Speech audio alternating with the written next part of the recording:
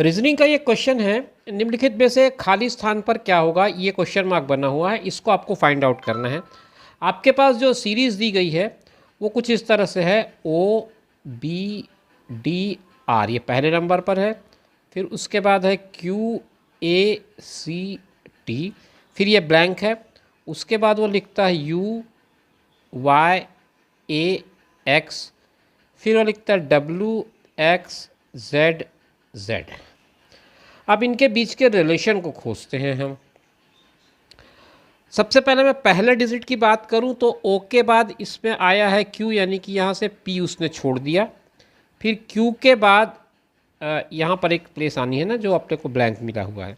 Q के बाद अगर मैं मान लूँ कि आर आना चाहिए था तो आर को छोड़ के फिर यहाँ पे अगर मैं एस ले लेता हूँ तो फिर एस के बाद टी छूट रहा है यहाँ पर, और उसके बाद आ जा रहा है यू, यू के बाद वी छूट रहा है, वी के बाद आ जा रहा है डब्ल्यू। तो ये इस तरह से एक सीरीज़ में चल रहा है, एक एक अल्टरनेट पे पहला डिजिट।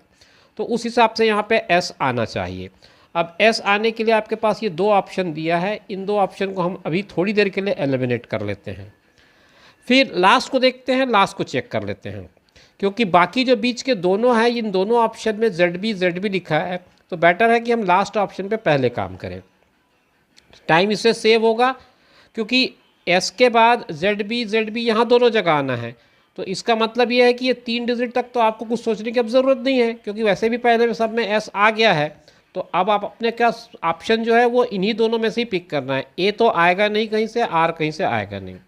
तो सबसे अच्छा तरीका ये था कि आप लास्ट वाले को ही पहले चेक कर लेते। फिर भी आपने फर्स्ट चेक करके ये कंफर्म कर लिया कि आपका तरीका सही जा रहा है, तो हम लास्ट को चेक कर लेते हैं। आर के बाद टी है, एस छोड़ दिया है। टी के बाद अगर मैं यू छोड़ दूं तो यहाँ पे वी बनना चाहिए। वी के बाद R S T U V, W छोड़ दिया आपने, डब्ल्यू के बाद एक्स आ जाएगा, एक्स के बाद वाई छोड़ दिया आपने, वाई के बाद जेड आ जाएगा। तो सीरीज़ बिल्कुल वही चल रही है, एक एक डिजिट छोड़ करके। तो उस हिसाब से यहाँ पर वी आना चाहिए। तो फिर ऑप्शन बी जो है, यानी कि एस जेड बी वी, ये आपका करेक्ट ऑप्शन होना चाहिए। चाहें तो आप बीच के जो 2 लेटर आपने छोड़े हैं उनके लिए भी चेक कर सकते हैं कि आप वो किस तरह से चला है।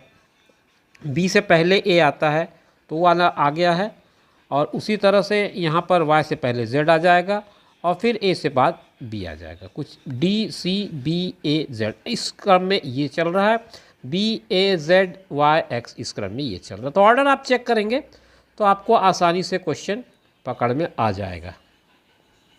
मेरा ख्याल है क्वेश्चन आपको क्लियर हो गया होगा, और ऑप्शन बी में आपने टिक लगा भी लिया होगा।